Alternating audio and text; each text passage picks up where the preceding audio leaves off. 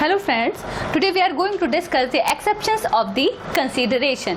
In our last class, we discussed the concept of consideration. कि what are the requirement of a consideration?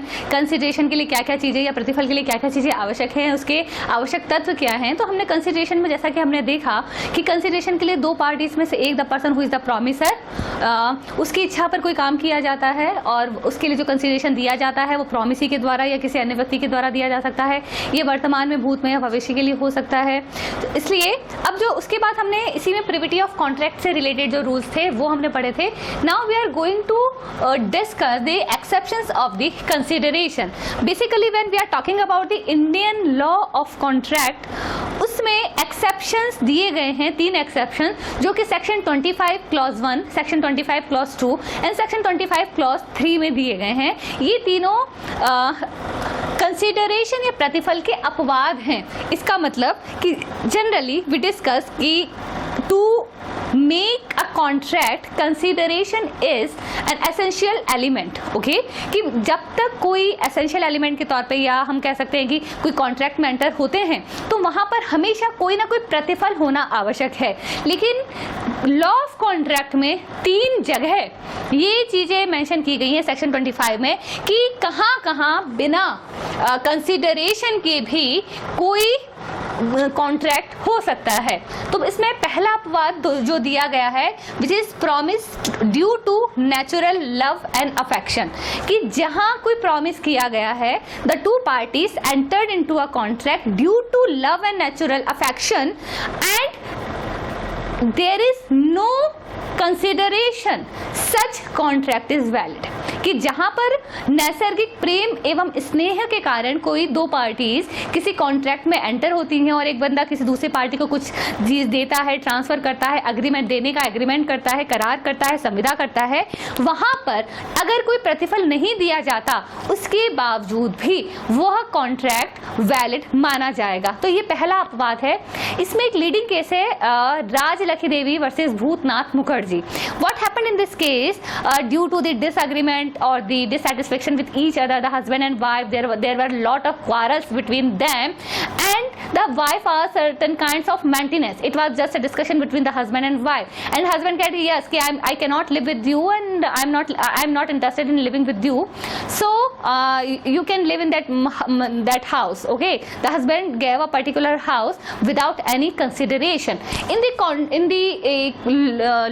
the court of law, what was decided कि this such transfer without consideration, it was not due to natural love and affection.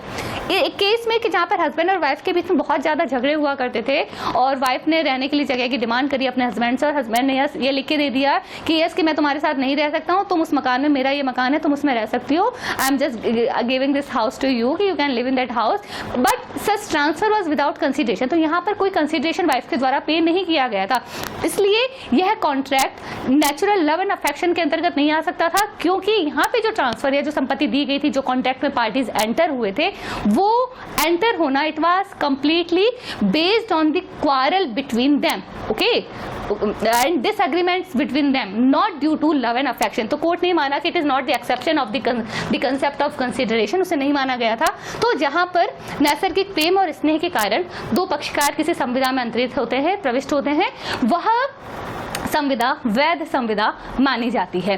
The second exception of the consideration, कि जहां पर बिना consideration के भी कोई संविदा वैध होगी, it is called compensation for past voluntary services.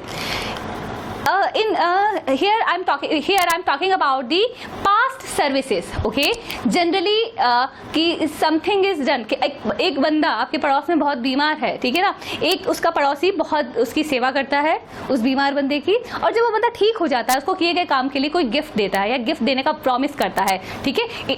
It must be a written agreement if there is any movable property और it may be based on other rules of law.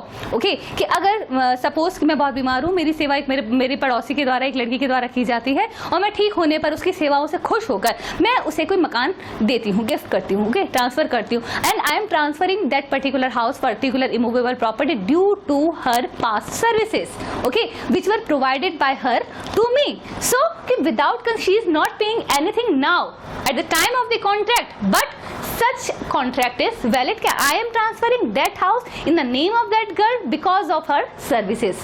Okay, so ये दूसरा example है कि जहां पर past services के लिए voluntary अपनी स्वेच्छा से की गई सेवाओं के लिए कोई कंपनसेशन दिया जाता है. Okay, now the third thing when I am talking about the promise to pay time barred debt. Remember when we are talking about the debt, the first question is what is a debt. Okay, जब हम बात करते हैं ऋण की, किसी निश्चित धनराशि को चुकाया जाना, ठीक है ना, चुकाने का वचन दिया जाना, तो ये जो निश्चित धनराशि है जो आपको पूर्व में आपने किसी से ली है वह ऋण कहलाता है. A definite sum of money, okay, which is an obligation towards another person. Okay, कि एक ऐसी धनराशि जो किसी और को पे की जानी है, भुगतान की जानी है, वो ऋण के रूप में होती है. कि मैंने 50,000 रुपए का ऋण अगर किसी व्यक्ति से लिया है, ओके, जिस समय कोई व्यक्ति कोई डेट लेता है उसके लिए there is as per the limitation act there is a fix time period to pay that amount. अगर आज की तारीख में मैंने कोई ऋण लिया है तो I can prepare agreement between the promissory note कि I will pay this particular amount on so and so date. कि सपोज मैंने डिसाइड किया है कि मैं 10 जुलाई को, या आने वाली 10 जुलाई को अपना ऋण चुकाऊंगी. ओके, अब 10 जुलाई को अगर मैंने ऋण नहीं चुकाया तो उसके लिए सामने वाला बंदा एक पर्टिकुलर टाइम पीरियड में सूट फाइल कर सकता है. ओके, अगर उस टाइम पीरियड में, जनरली टाइम जैसे सपोज 3 साल का टाइम दिया गया है from the cause of action, जिस डेट तक आपने पेमेंट नहीं किया उसके बाद जो पार्टी, जो प्लेंटिफ है, वो 3 साल के अंदर सूट फाइल करके अपना पैसा वसूल कर सकता है. And suppose that person didn't file any suit, okay, and that debt become time barred, काल अवरोधित ऋण बन चुका है. It means in law, in court of law you can not have any right to file a suit to recover that amount of money. कि law जो court में अब आपके पास ऐसा कोई रास्ता नहीं बचा है कि आप अपने पैसे, अपनी धनराशि कोर्ट में सूट फाइल करके मांग लें.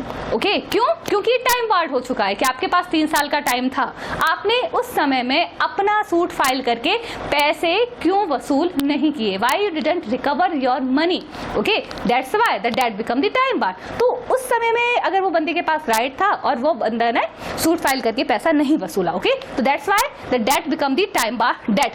अगर टाइम बार्ड डेट बनने के बाद भी द पर्सन, जो ऋणी बंदा है, जो डेटर है, if he promises to creditor कि I will pay your debt within on so and so date, या मैं आपको ये डेट ये पे करता हूं, तो सच payment is valid without consideration. क्योंकि आज की तारीख में उस पुराने ऋण को पे करने का कोई लीगल ऑब्लिगेशन नहीं है.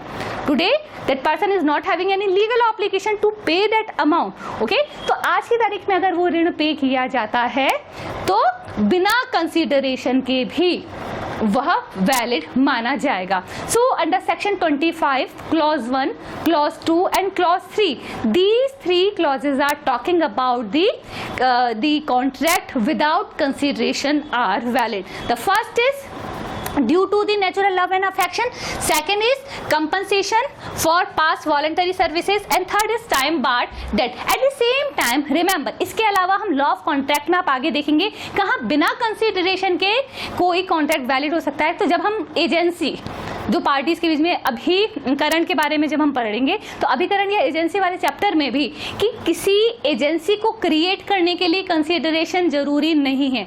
Always remember, consideration is not required to create an agency. Second thing, in transfer of property act when we will discuss about the concept of gift हमेशा विदाउट कंसिडरेशन होता है. तो इसके अलावा इन 3 कंसेप्ट के अलावा गिफ्ट और एजेंसी का या अभिकरण का सृजन भी ये टॉपिक्स हैं जहां पर बिना कंसीडरेशन के कोई कॉन्ट्रैक्ट वैलिड माना जाता है. इसे हम अपने आगे के अध्याय में पढ़ेंगे. Thank you.